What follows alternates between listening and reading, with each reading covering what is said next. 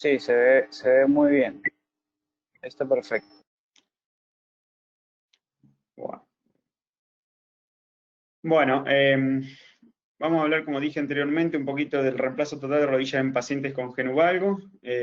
Bueno, como ya me presentó el doctor Valladares, yo soy el doctor Iglesias Santiago, formo parte del Departamento de Reemplazo Articular y de Trauma del Miembro Inferior del Sanatorio Allende de Córdoba, Argentina.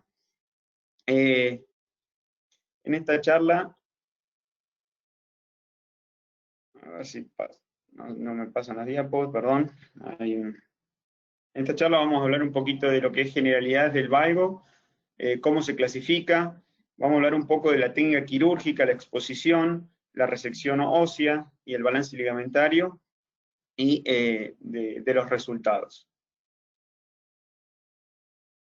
Como todos sabemos, el reemplazo total de rodilla en paciente con genuvalgo es más demandante y más desafiante para el cirujano que en los pacientes con genuvaro, y esto es porque los genuvalgos representan alrededor del 10% del total de reemplazo total de rodilla.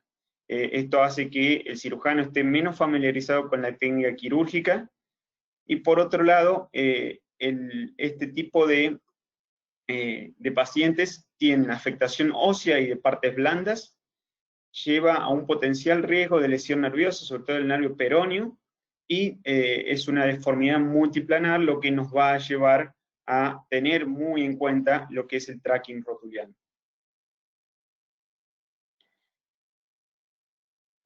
El objetivo de la cirugía es crear una brecha en extensión y en flexión rectangular estable, es decir, convertir ese espacio trapezoidal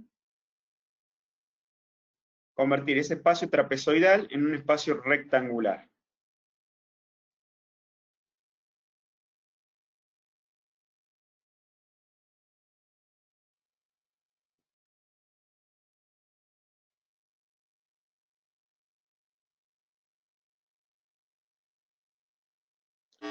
Creo que cuando activas el... Bueno, Perfecto, por disculpa. cambiarlo. Cuando hablamos de deformidad en valgo, tenemos que tener en cuenta que tenemos un defecto óseo, siempre va a estar presente la hipoplasia del cóndilo femoral externo, y a veces puede estar presente, dependiendo de la severidad del valgo, un defecto en el platillo tibial externo. Con respecto a las partes blandas, todos sabemos que en los valgos tenemos estructuras laterales tensas, es decir, estas estructuras son la banda iliotibial, el tendón popliteo, la cápsula posterolateral y el ligamento colateral lateral, y las estructuras mediales van a estar más o menos elongadas dependiendo la severidad del valgo. ¿Cómo se clasifica el valgo? Bueno, tenemos varias clasificaciones, creo que voy a decir las dos más comunes y las que yo siempre tengo en cuenta, que es esta clasificación que es la que utiliza Ranawat, que es la clasificación de Ranawat, que tiene en cuenta la deformidad y la competencia del ligamento colateral medial. Y los clasifica en tipo 1, cuando el valgo es mínimo, con una laxitud medial; tipo 2, cuando la deformidad es mayor a 10 grados, con pérdida ósea, y la laxitud medial es un poco más pronunciada; y el tipo 3, ya cuando hay una severa deformidad, hay deficiencia ósea, con incompetencia completa del ligamento colateral medial. Pero también hay otra clasificación que también es muy utilizada a nivel mundial, que es la clasificación de la Sociedad de Ortopedia de Francia del Oeste, que las clasifica en 4 tipos. El tipo 1 es un valgo corregible con un ligamento colateral medial intacto. El tipo 2A es un valgo parcialmente irreductible con una deformidad menor de 25 grados y un ligamento colateral medial intacto. El tipo 2B es similar, pero ya la deformidad es mayor a 25 grados. El tipo 3 es un valgo reductible con el ligamento colateral medial laxo, y el tipo 4, que es el más severo, que es el valgo irreductible y con el ligamento completamente laxo. Ahora bien, con respecto a la exposición y el abordaje quirúrgico, tenemos dos opciones, que esto va más en preferencia del cirujano. En mis manos, yo prefiero la artrotomía parapatedial. Todos sabemos que es el abordaje anterior de rodilla, con la artrotomía parapatedial medial, es la que yo prefiero. Yo creo que con esta tenemos menor tasa de complicaciones y es la técnica que más familiarizados estamos. Y que con una correcta liberación de partes blandas podemos lograr una buena exposición y un correcto balance. Hay cirujanos, y hoy está muy en boga, la artrotomía lateral, es decir, el abordaje de Kevlich. Este nos permite una liberación de las partes blandas a medida que vamos avanzando con el abordaje. Es un poquito más compleja la orientación y la visión, porque tenemos la rodilla cambiada de lado, por llamarlo de alguna forma, y puede haber potenciales complicaciones en el cierre, es un poco más complejo, y a veces necesitamos un colgajo de la grasa de Hoffa para poder cerrarlo. Con respecto a los cortes óseos, siempre hay que restaurar la alineación en el plano frontal, como cualquier reemplazo total de rodilla, pero en los valgos hay que tener en cuenta que el corte en el fémur distal no tiene que superar los 5 grados de valgo, es decir, entre 3 y 5 es algo óptimo. El corte tibial es siempre a 90 grados, y el balance de partes blandas se debe hacer primero en extensión, y después compensar ese déficit en flexión. Con respecto a la alineación rotacional, es importante tener en cuenta que no hay que usar los cóndilos posteriores como referencia, como comúnmente hacemos en los varos. ¿Por qué? Porque al estar hipoplásico el cóndilo femoral lateral, esto nos va a llevar a un defecto de rotación. Hay que utilizar el eje transepicondilio o la línea de Whiteside, y se puede utilizar otra de las técnicas en reemplazo de rodilla, que es la técnica de gap balancing, que se realiza primero el corte tibial y el corte femoral se debe realizar de forma paralela al corte tibial. Otra de las premisas importantes en los valgos es ser económicos en los cortes, sobre todo en el corte tibial, que no debe superar los 6 o 8 milímetros, sobre todo en valgos severos. ¿Por qué? Porque si superamos ese corte, esto nos va a llevar a grandes brechas debido a la deficiencia del ligamento colateral medial y la liberación lateral. Eso nos vamos a tener que compensar de alguna manera, y por lo general nos tenemos que ir a polietilenos un poquito más anchos. Con respecto a la liberación de partes blandas, dos características simples. Si el valgo es reductible, el defecto óseo es combinado, tanto femoral y tibial, y se debe hacer, si es necesario, la liberación lateral, pero a veces simplemente con los cortes se logra una buena alineación. Si el valgo es no reductible, es decir, es un valgo fijo, siempre va a ser necesario la liberación formal de las partes blandas. Y con respecto a esto, hay distintas técnicas. Por ejemplo, Ranawat, él utiliza la técnica de liberación de adentro hacia afuera, que es la que comúnmente utilizamos nosotros en nuestro servicio. Pues hay otras técnicas, que es la de Krakow, que él considera que primero hay que liberar el ligamento colateral medial, y la de Whiteside, que depende del gap en flexión y en extensión, que va liberando a medida que va compensando las partes blandas. Esta es la técnica que utilizamos nosotros. Primero hacemos lo que se llama pie crust, que con una hoja de bisturí 15, vamos liberando paulatinamente con ese distractor cervical las partes blandas, y vamos observando cómo se va liberando y cómo se va compensando para obtener ese rectángulo que tanto buscamos, tanto en flexión como en extensión. Si es necesario, como se ve acá en la segunda imagen, vamos a liberar lo que es el complejo posterolateral. ¿Y qué recomendamos nosotros? Básicamente es la liberación y el balance secuencial y escalonado. Y liberar solo lo estrictamente necesario, no liberar de más, porque eso nos va a llevar a tener cierto grado de inestabilidad medial. Este artículo, publicado por el grupo de Ranawat, lo que explica básicamente es que ellos utilizan la técnica de gap balancing y van liberando en etapas. Primero, obviamente, como cualquier rodilla, liberar primero o resecar primero los osteofitos. Después utilizan la técnica de pie crust para la banda iliotibial. Continúan con la cápsula posterolateral, y de ser necesario van al ligamento colateral medial, y el último en liberar es el tendón popliteo. Entonces, para resumir, si tenemos un valgo leve, menor de 10 grados, es decir, es una deformidad leve con un valgo reductible, generalmente con realizar solo los cortes óseos bien predeterminados y planificados previamente, es más que suficiente, y de ser necesario se puede realizar el pie crusting en la banda iliotibial. Cuando tenemos un valgo moderado, entre 15 y 20 grados, pero con el ligamento colateral medial competente, y tenemos una deformidad fija, esto nos va a llevar a necesariamente hacer el pie crust primero, con la liberación de la banda iliotibial, y por lo general tenemos que avanzar un poquito más en la liberación de partes blandas laterales, y llegar también al complejo posterolateral. Esta es una imagen en un paciente que con un valgo fijo, irreductible, con una buena liberación de parte blanda, logramos una correcta alineación y una correcta estabilidad con una simple prótesis primaria. Este es otro paciente, también con un valgo fijo, con una deformidad entre 15 y 20 grados, unilateral, que también, liberando la banda iliotibial y el complejo posterolateral, logramos una buena estabilidad y un buen balance ligamentario con una prótesis primaria. Ahora bien, si tenemos valgos severos con mayores de 25 grados, con insuficiencia del ligamento colateral medial, y por lo general estos valgos tienen defectos óseos, indefectiblemente deberemos ir a liberar todo lo que es las partes blandas laterales, y siempre hay que evaluar la inestabilidad medial del ligamento en estos pacientes.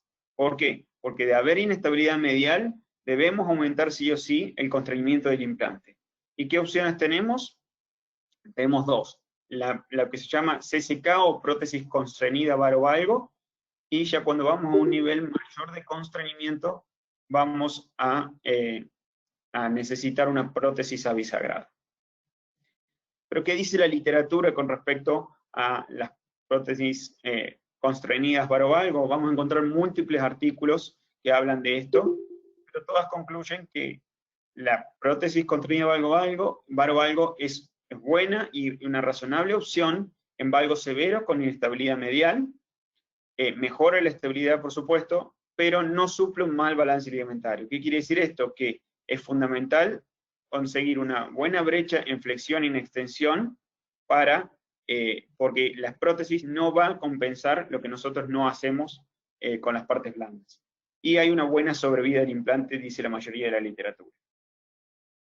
Por ejemplo, este artículo publicado del grupo de la Mayo Clinic evaluó alrededor de 28.000 reemplazos total de cadera entre el 79 y el 2013, donde incluyeron 427 prótesis constreñidas varovalgo y 246 prótesis abisagradas, y podemos observar que a los 10 años hay 2 veces mayor el riesgo relativo de reedición por todas las causas en pacientes que se utilizaron prótesis constreñidas comparadas con las prótesis primarias o estabilizadas posteriores. Y a los 20 años este riesgo es mayor, casi 3 veces mayor.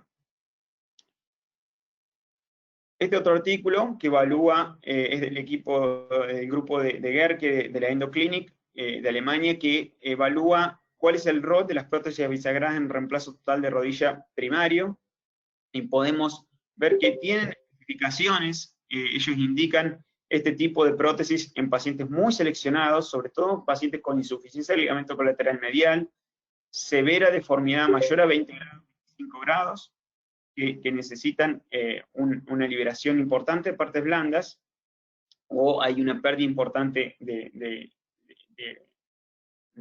óseo, de stock óseo, sobre todo sobre las inserciones de los ligamentos colaterales, o cuando hay imposibilidad de compensar o hacer un correcto balance ligamentario. En estos pacientes podemos observar que ellos concluyen que hay que evitar estas prótesis en pacientes menores de 70 años, en la medida de lo posible. ¿Por qué? Porque vemos que estas prótesis tienen una tasa de sobrevida de alrededor del 90% a los 13 años, pero cuando vemos la edad, en pacientes mayores de 60 años es alrededor del 94%, pero cuando se utilizan estas prótesis en menores de 60 años, este riesgo, esta supervivencia del implante baja exponencialmente a 77%, que es bastante bajo. Y cuando ellos comparan las rodillas varas con las rodillas valgas, vemos que la tasa de sobrevida del implante a los 13 años, en los varos es del 97%, pero en los valgos es bastante menos, y ronda alrededor del 79-80%. ¿Y cuáles son las complicaciones del reemplazo total de rodilla en pacientes con genu valgo? Obviamente la inestabilidad, no lograr un buen balance ligamentario y nos lleva a una inestabilidad. Hay mucho publicado, y esto habla de alrededor de entre el 2 y el 70%, la literatura es bastante variada. Puede existir el riesgo de una deformidad residual. El mal tracking patelar también es una causa importante, una complicación importante, perdón, y la neuropraxia del nervio peroneo, que ronda alrededor del 3-4%. Entonces, para recordar y para finalizar, hay que evaluar la deformidad, especialmente el estado ligamento colateral medial. Es importante hacer una resección ósea económica, es decir, resecar la menor cantidad de hueso posible, sobre todo en los valgos.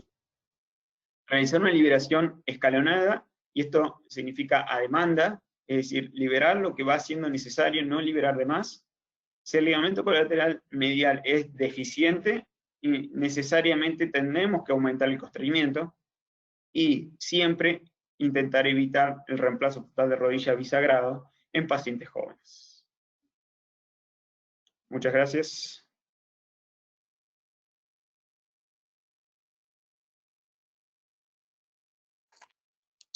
Bueno, Cristian, esa es la primera charla.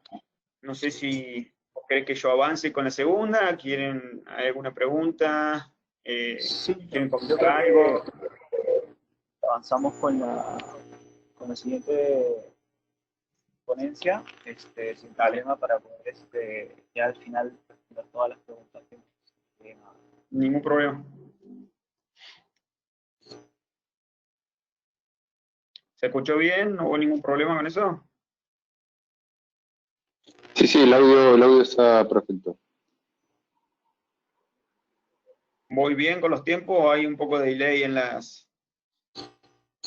No, está perfecto.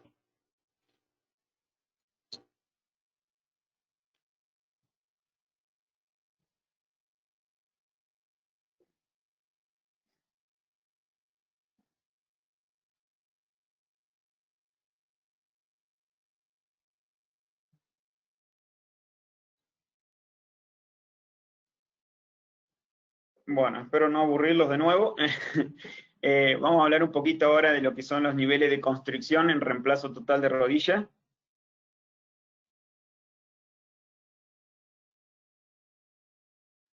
Un poquito lento, a ver si pasa. Ahí está. Con respecto a esto, sabemos que hay un incremento exponencial en el número de reemplazo total de rodilla, con una proyección anual de más de 4 millones. ¿Perdón? ¿Se ve bien?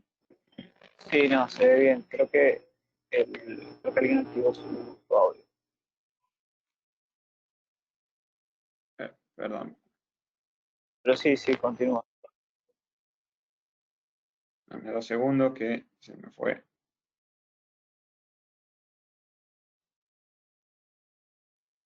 A ver si lo puedo compartir ahora. Dame 2 segundos.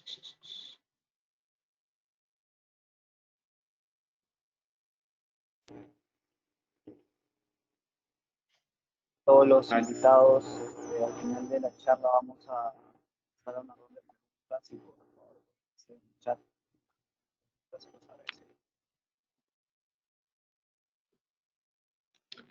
Ahí estamos, vuelvo a arrancar porque no sé si hubo una interrupción o algo. Sí, dale, continúa, Santiago, te escuchamos. ¿Para que no avanza? Ahí está. Decía básicamente que con respecto al reemplazo total de rodilla, la artroplastía total de rodilla, hay un incremento exponencial en el número de estas cirugías, con una proyección anual de más de 4 millones de casos en Estados Unidos para alrededor del 2030. De la misma forma, se espera un crecimiento en el número de casos de revisiones, dada esta creciente, creciente cantidad de casos. Cuando vamos a los registros, tanto el registro australiano como el registro sueco, cuando vemos cuáles son las causas de revisión en reemplazo total de rodilla, nos dicen como que la primera causa es el aflojamiento, la segunda es la infección, y la tercera causa es la inestabilidad. Y por último, el dolor patelofemoral.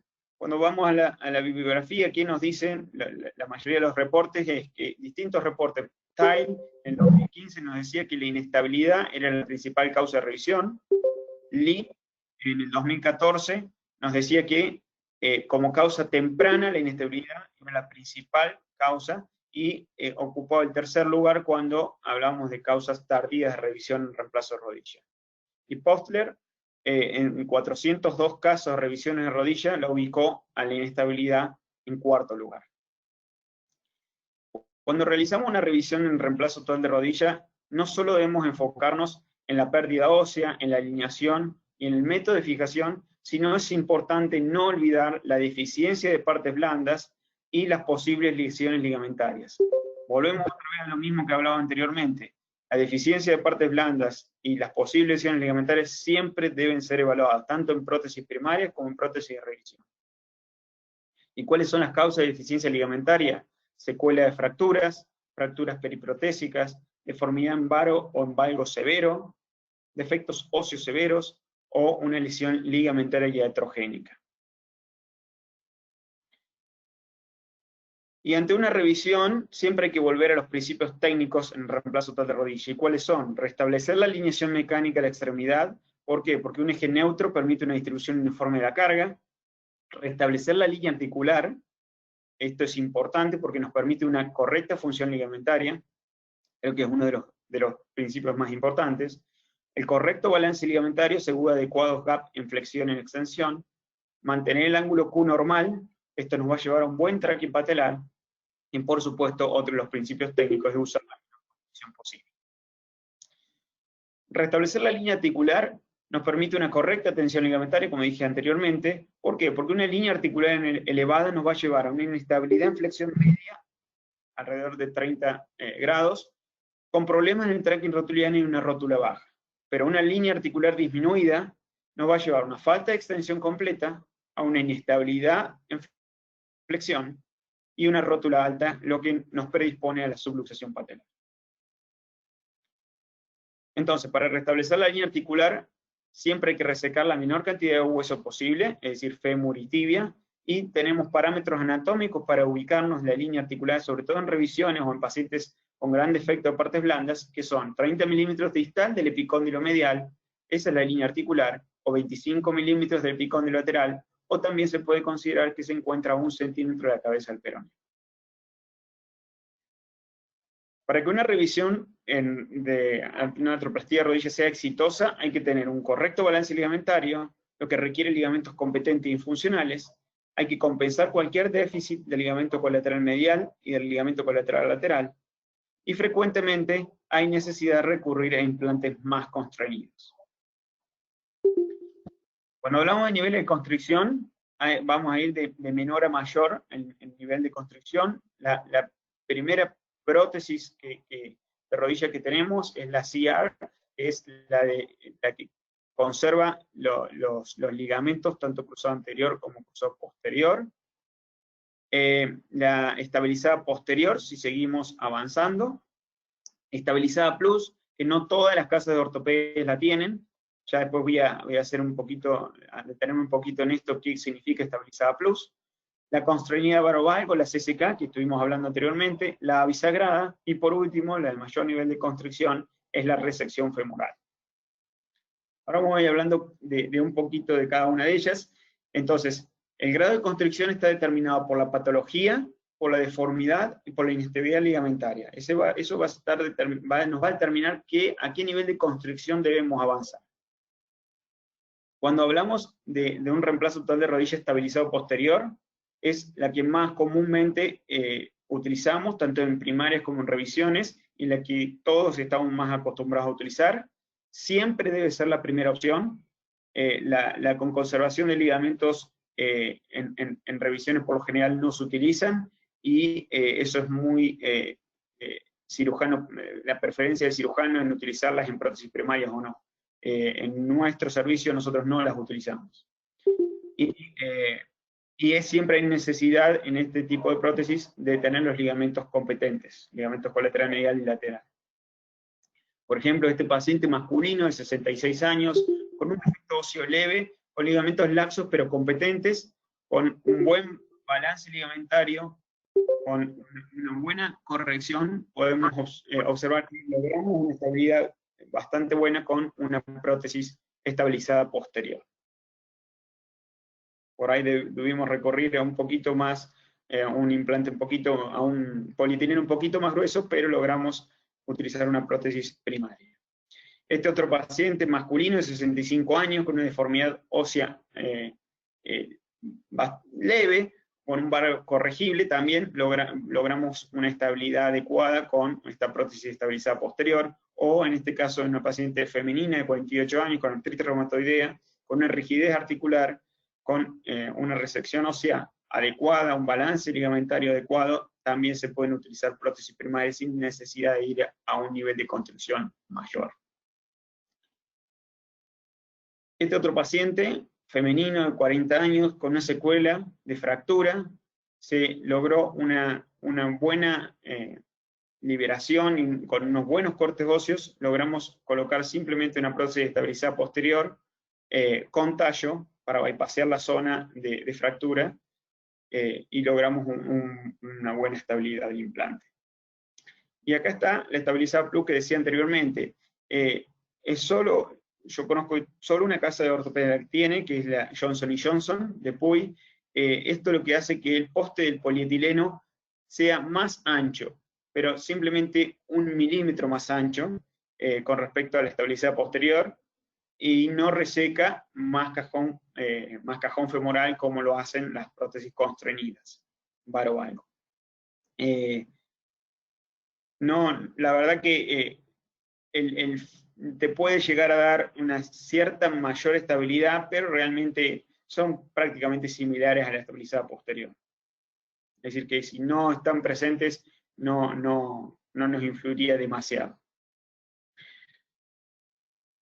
Este, por ejemplo, es un paciente que utilizamos una estabilizada plus, es un paciente con una secuela de fractura de más de 15 años, y logramos, no nos convencía la estabilidad varovalgo con una estabilizada posterior, y logramos una adecuada estabilidad yendo con un poquito más, nos dejaba más tranquilo ir a una estabilizada plus. Pero la prótesis no deja de ser una prótesis primaria, cambia el polietileno. O este otro paciente con femenina de 52 años, también con una secuela de fractura, y logramos la estabilidad adecuada con una estabilizada plus. Lo que le hace la estabilizada plus es nos lleva a requerir un tallo tibial. Como este otro paciente, masculino de 64 años, con una infección periprotésica, se le colocó un espaciador, y en el segundo tiempo logramos una correcta estabilidad, sin necesidad de ir a un mayor constreñimiento, utilizando simplemente una prótesis estabilizada plus con tallos.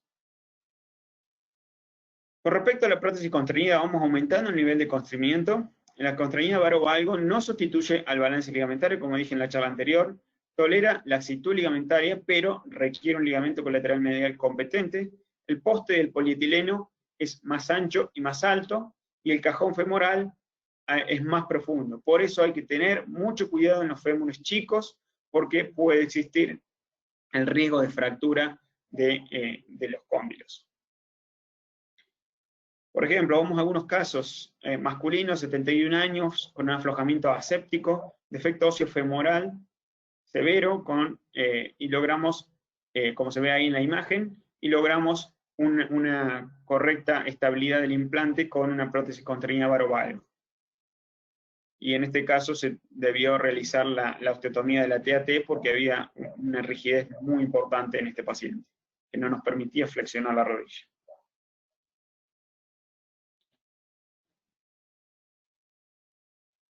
Otro caso, femenina, 60 años, aflojamiento aséptico, mala alineación. Logramos recuperar la línea articular con cuñas, a nivel tibial, y con una prótesis contenida varo-valgo logramos una buena estabilidad del implante. Otro caso, masculino, 55 años, secuela de trauma, diabético, con gran rigidez. Ahí podemos ver los resultados funcionales a los 6 meses en este paciente, con una prótesis contenida varo-valgo, con tallo tibial y femoral. ¿Pero qué dice la literatura con respecto a este tipo de implante, prótesis contenida varo-valgo?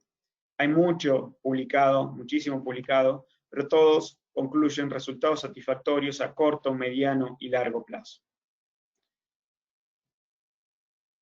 Entonces, vamos a seguir aumentando el nivel de constreñimiento. Pasamos a las prótesis abisagradas o constreñidas totales. Tenemos la deficiencia, estos se utilizan, como dije anteriormente, en deficiencias ligamentarias colaterales, especialmente el ligamento colateral medial, pérdida ósea severa con pérdida de inserciones ligamentarias, fracturas periprotésicas en ancianos, falla de implante constreñido varo-valgo. Si nos falla un implante constreñido varo-valgo, no nos queda otra alternativa que ir a una prótesis abisagrada, ya sea por infección o por una mala estabilidad del implante postoperatorio o aflojamiento. Y en caso de incapacidad de restablecer el balance ligamentario, es decir, obtener un buen, tanto en varo, en flexión y extensión. Este caso, femenino, 67 años, múltiples cirugías, diabético, rigidez de 90 grados, como se ve ahí en la imagen intraoperatoria, imposibilidad de restablecer el gap en flexión y extensión, siempre nos quedaba un balance ligamentario, no logramos el balance ligamentario adecuado, o que tuvimos que ir sí o sí a un implante constreñido o abisagrado. O este otro caso, femenino, 72 años, con un valgo severo, insuficiencia ligamentaria medial, con una inestabilidad severa, como se ve ahí en la imagen, tuvimos que ir a un implante abisagrado. Y volvemos, ¿qué dice la literatura con respecto a este implante? Este artículo ya lo cité previamente, hay varios publicados al respecto, y hablan precisamente lo que dije en la charla anterior, las indicaciones son precisas en las prótesis abisagradas: ligamento colateral insuficiente, severa deformidad, pérdida ósea severa, imposibilidad de corregir el gap en flexión y extensión, y pacientes con anquilosis. Y por último tenemos las prótesis de resección femoral, que se reservan para aquellos pacientes obviamente con resecciones tumorales, o pacientes ancianos con fracturas periprotésicas. Como conclusiones podemos decir que hay que recordar siempre los principios del reemplazo total de rodilla, cuando vamos a realizar alguna revisión. Realizar la resección ósea mínima, es decir, preservar el hueso la mayor cantidad posible. Como principio general, minimizar el constreñimiento, pero no sacrificar la estabilidad. Aumentar progresivamente de constreñimiento basado en integridad ligamentaria. Y la prótesis abisagrada y resección tumoral, lamentablemente, son un mal necesario. Es fundamental evaluar la parte ligamentaria en estos pacientes. Y en caso de tener dudas, pedirle a la casa de ortopedia que nos lleven los dos implantes, constreñido varo-valgo y abisagrada, que nos los tengan disponibles. En el caso de no poder corregir los gaps en flexión y extensión, siempre no sacrificar la estabilidad y ir a un implante más constreñido. Muchas gracias. Excelente, Santiago, excelente tu presentación, muy Gracias, la verdad que bastantes casos interesantes, sobre todo las soluciones que da este tipo de complicaciones que de repente, bueno, es un reto en realidad operar este tipo de deformidades para lo que son directores, ¿no? Déjame compartir unas imágenes de nuestro auspiciador que nos acompaña hoy al Estudio Pharma. Podemos pasar a las preguntas. Acá tengo una pregunta del doctor Jan Hernández.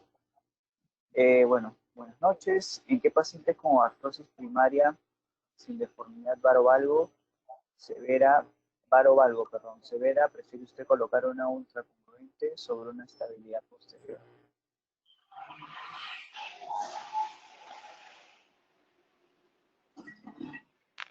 O la ultracongruente le llaman, ¿a qué prótesis le llaman ultracongruente? Creo que esa es la constreñida. Básicamente, en todo paciente, si no tienen deformidad severa en varo valgo, siempre hay que ir a una estabilizada posterior. Como dije en la charla, cuanto menor constricción posible, mejor es en los reemplazos total de rodilla.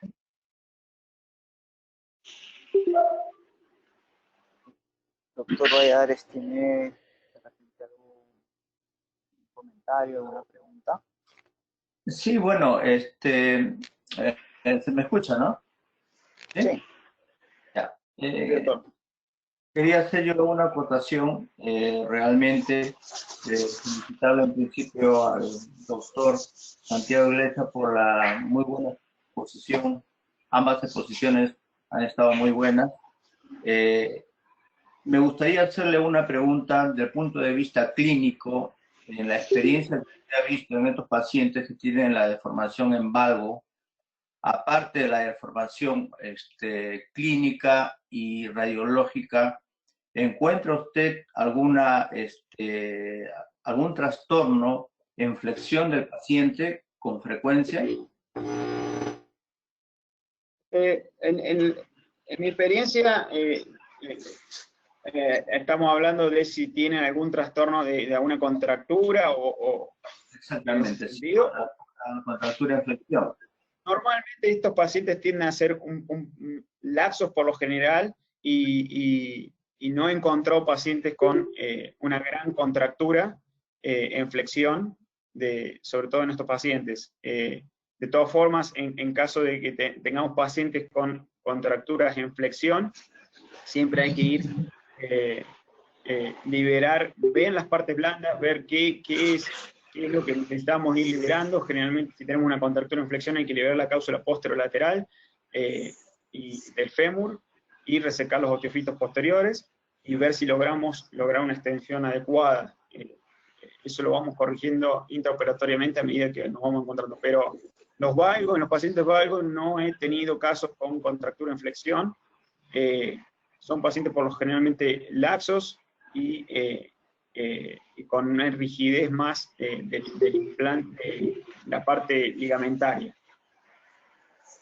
Claro, porque sí, en la experiencia se puede observar de que cuando se va a liberar estas partes blandas, que es una de las cosas principales en el manejo de este tipo de artroplastías, se tiene que liberar la parte posterior, ¿no? La parte blanda sobre la parte posterior a nivel femoral.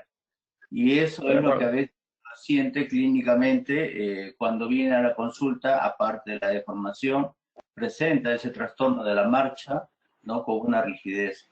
En ese sentido iba la pregunta, ¿no? Sí, estoy de acuerdo. Santiago, una consulta. Hay un caso que presentaste en el cual colocaban una prótesis a un paciente que se había fijado la parte tibial con una placa, pero vi que para lo que es la colocación de la prótesis no llegaron a retirar esa placa. ¿Eso les generó de repente alguna dificultad en la técnica? ¿Hubo una planificación adicional? Perdón, ¿me puedes repetir la pregunta? Se me cortó en el medio. ¿Me puedes repetir la pregunta? Sí, te comentaba un caso puntual de un caso clínico que presentaste, en el cual había una prótesis, tenías la paciente con una fractura que le habían colocado una placa, pero no le sacaron la placa a la hora de colocarle la prótesis. Sí. Contabas que hubo una complicación en la técnica, algo que tomar en cuenta cuando hay este tipo de casos. No, básicamente nosotros, si no es necesario, si vemos que la planificación preoperatoria no es necesario sacar la placa, por a nivel del corte tibial no es más que suficiente, no la sacamos. Sí, obviamente sacamos los tornillos que nos van a influir en el camino de la quilla para evitar cualquier desviación de la prótesis porque golpea sobre el tornillo. pero intentamos no sacarla, y en caso de necesitar sacarla, lo que nos gusta hacer es hacerlo en 2 tiempos, por ahí, probablemente en el mismo acto quirúrgico, pero en 2 tiempos, hacemos campos quirúrgicos, abordaje, retiramos el material de osteosíntesis, cerramos piel, sacamos los campos, volvemos a lavarnos nosotros, hacemos campos nuevos, y ahí empezamos la prótesis de cero. A ver, tenemos un par de preguntas. Santiago, yo quería hacerte una consulta. Antes que nada, felicitarte por tu exposición. Gracias, Jorge. Acerca del uso de cuñas en la presentación de grandes deformidades óseas, ¿no? Sobre todo nuestros pacientes con deformidades en valgo, que por lo general presentan deformidades importantes en los platillos tibiales. Y es que ¿tienes alguna preferencia por el uso de cuñas de tántalo o injertos de hueso? No, básicamente lo que siempre buscamos, obviamente las cuñas de tantalio son los que hoy está en boga, sobre todo en el primer mundo. No utilizan injertos óseos, simplemente utilizan cuñas de tantalio, que es metal trabecular.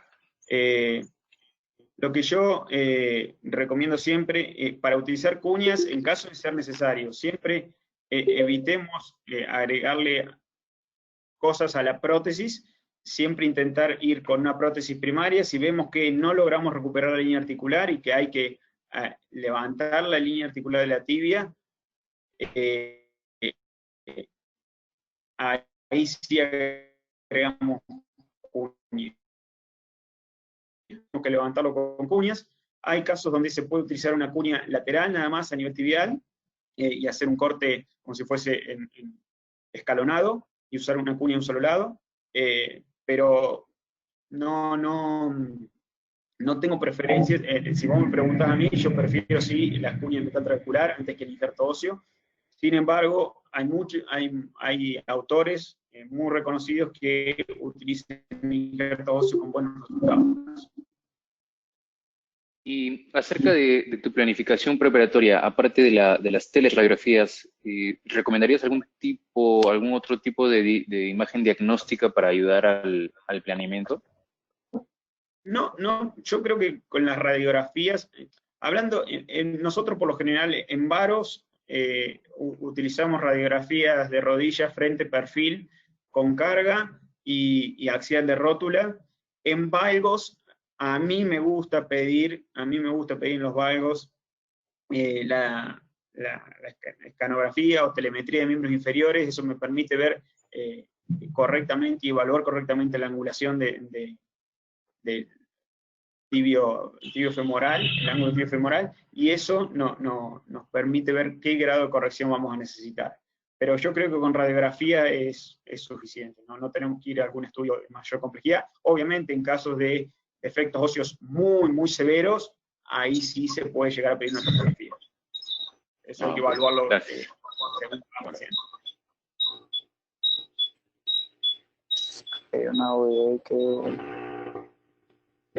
Santiago, acá tengo una pregunta del doctor Hurtado, bueno, que era parte de lo que contestabas ahorita acerca de la planificación.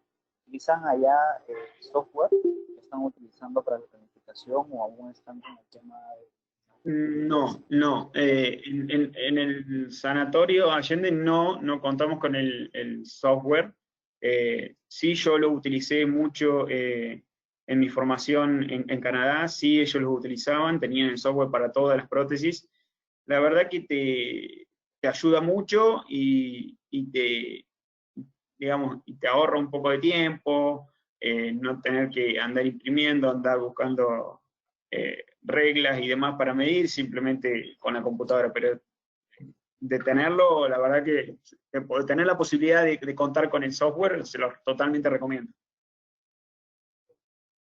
Acá el doctor Hernández también pregunta acerca de, el doctor Javier Mercedes pregunta acerca de los reemplazos total de rodilla con estabilidad posterior, cuándo utilizar tallos largos. ¿Cuándo utilizar tallo?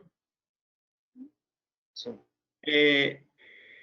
Sí, nosotros utilizamos, cuando tenemos que ir a tallos, nosotros para una estabilizada posterior, necesitamos ir a un poquito más, es decir, a una estabilizada plus. Si no, hay muchas prótesis que requieren ir ya a un nivel de constreñimiento mayor para utilizar tallos. ¿Cuándo utilizar tallos? Yo lo recomiendo en pacientes, sobre todo tallo tibial en pacientes obesos, de mayores a 40 de índice de masa corporal, recomiendo tallo tibial, porque los reportes hablan de una tasa de aflojamiento un poquito mayor a nivel de tibial.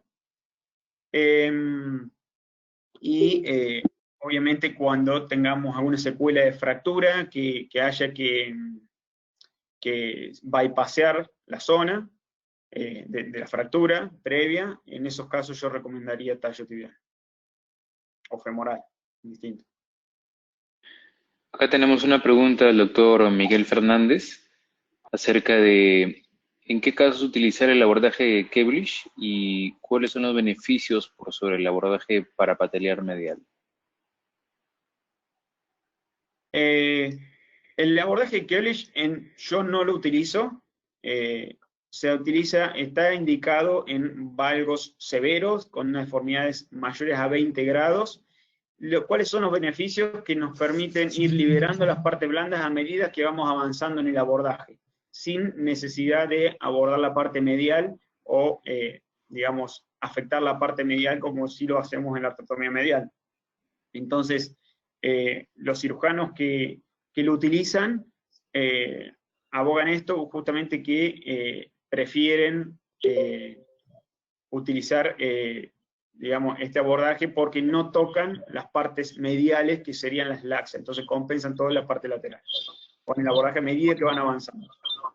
Pero este abordaje es una curva de aprendizaje mucho mayor y yo creo que si no operas tantos valgos, no te lo recomiendo, porque la tasa de complicaciones es un poquito mayor.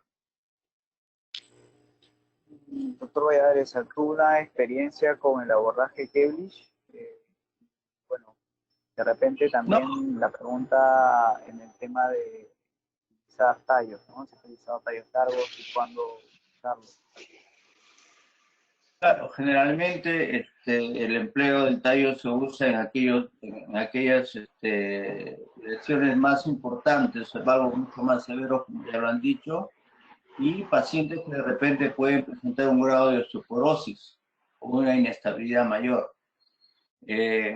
Yo también iba a contestar con respecto a la pregunta que hicieron, la colocación de algún injerto o metal sustitutorio. Creo que es importante valorar la osteoporosis del paciente, porque esto a veces puede llevar a una fractura periprotésica. En el caso no se le dé la estabilidad desde el punto de vista óseo o con la prótesis, ¿no? Yo quería hacer alguna pregunta al doctor cuando nos habló acerca de las prótesis constreñidas. En estas prótesis constreñidas totales, abisagradas, él recomienda hacer la sección de los ligamentos colaterales o mediales. Normalmente no es necesario realizarlo. La prótesis abisagrada total va a suplir estos ligamentos, así que no es algo, digamos, necesario 100%, pero como la prótesis lo va a suplir, si se seccionan los ligamentos, se lo puede, digamos, no va a haber ningún problema. Pero no es una recomendación sine qua non, digamos, seccionar los ligamentos.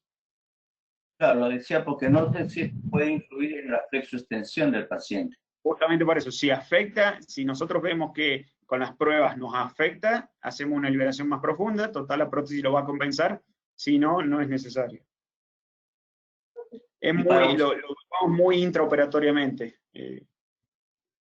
Para usted, una buena prótesis total de rodilla sabemos que la extensión debe ser en 0 cuando considera que se ha obtenido un buen resultado en cuanto a la flexión.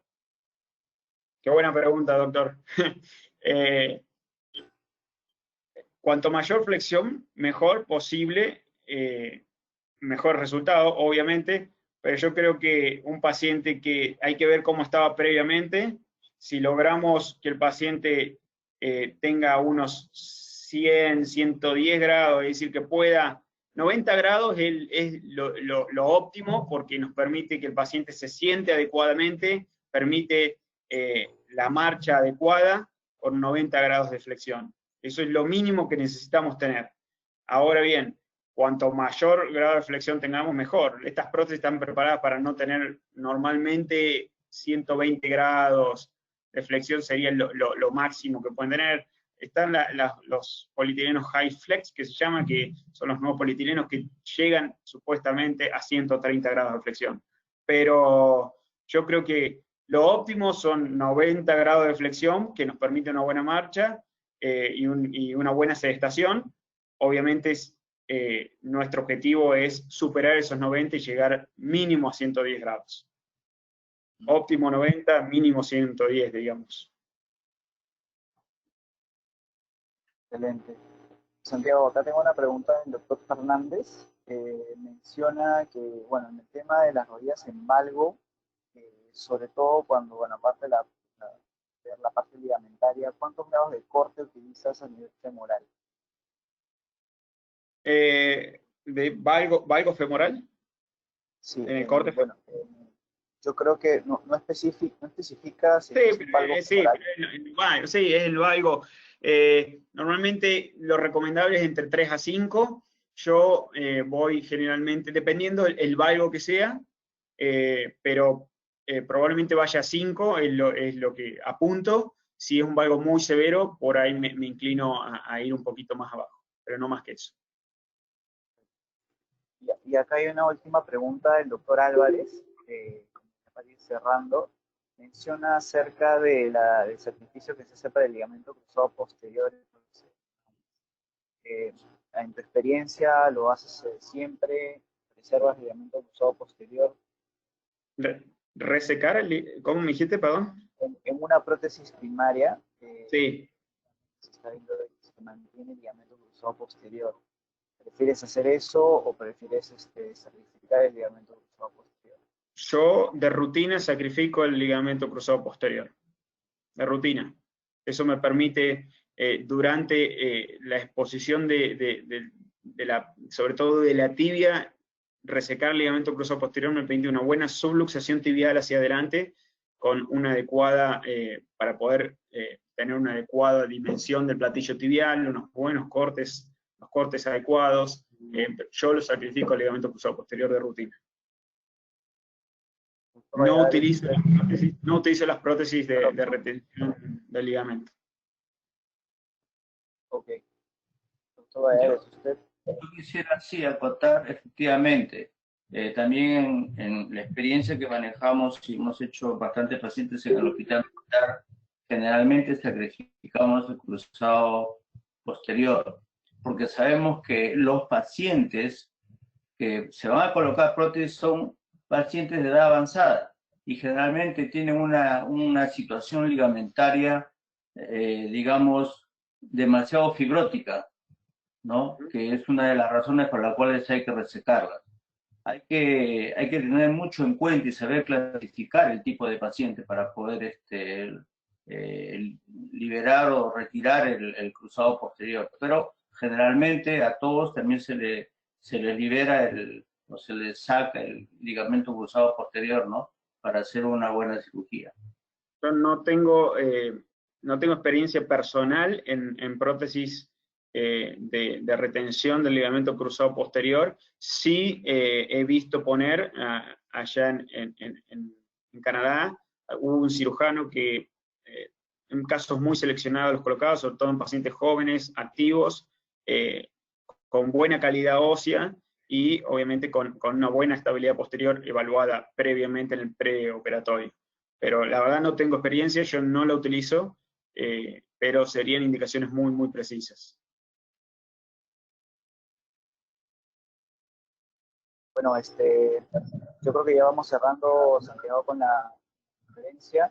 Muy agradecido por tu presentación, muy agradecido por la colaboración que nos haces. Ha sido muy buena la presentación. Pido también a los profesores, al doctor Zarango y al doctor Valladares, que han estado con nosotros.